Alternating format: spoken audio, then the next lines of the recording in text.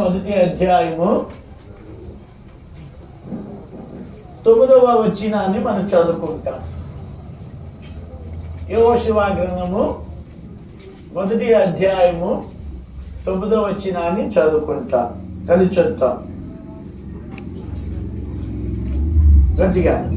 నేను నీకు ఆజ్ఞించున్నాను కదా, నిబ్బరము కలిగి ధైర్యంగా ఉండుము, దిగులు పడకము, జడియకుము. నీవు నడుచు మార్గమంతటిలో నీ దేవుని యెహోవా నీకు తోడయుండును. రెండవది మాట ద్వితీయోపదేశ కాండము 3వ అధ్యాయము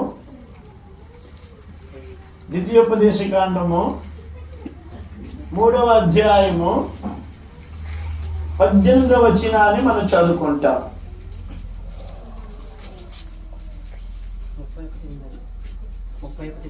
క్షమించండి, 31 సరిగ్గా కనబడలేదండి, క్షమించాలి. 31 8 31వ అధ్యాయము 8వ వచనాన్ని మనం చదువుకుందాం. నీ ముందర నడుచువాడు యెహోవా, ఆయన నీకు తోడయుండును, ఆయన నిన్ను విడువడు, నిన్ను ఎన్నడూ ఎడబాయుడు. భయపడకుము, విస్మయముందకుమని ఇశ్రాయేలందరి ఎదుట అతనితో చెప్పాడు. మరొక మాట ప్రకటన గ్రంథము 7వ అధ్యాయము 17వ వచనాన్ని మనం చదువుకుందాం. 7వ అధ్యాయము 17వ వచనం. ఏలయనగా సింహాసనం మధ్య నుండి గొర్రెపిల్ల వారికి కాపరి అయి జీవజముల బుగ్గలు ఎదుకు వారు నడిపించును. దేవుడే వారి కన్నుల నుండి ప్రతి బాష్పుడును తుడిచివే.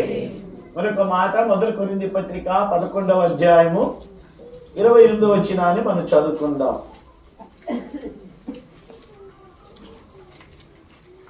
మొదటి కొరింథీ పత్రిక 11వ అధ్యాయము 28వ వచనం. కాబట్టి ప్రతి మనుషుడు తను తాను పరీక్షించుకునేవాడు, అలాగ చేసి ఆరోగ్యం తిని ఆ పాత్రని త్రాగమని. ప్రార్థన చేసుకుంది, మోకరించండి. మా తండ్రి, నిత్య జీవమునకు వారసులుగా మమ్మల్ని చేసినటువంటి వాడా, మీ కుమారుడైన యేసుక్రీస్తు ప్రభువారితో సహవాసానికి పిలిచినటువంటి తండ్రి, సైన్యములకు అధిపతి యెహోవా, నీ నివాస స్థలములు ఎంత రమ్యములు. అలాంటి రమ్యమైన స్థలములోనికి మమ్మల్ని ప్రవేశింపజేసినందుకై మీకు స్తోత్రాలు తండ్రి. మీరిచ్చిన గొప్ప రక్షణ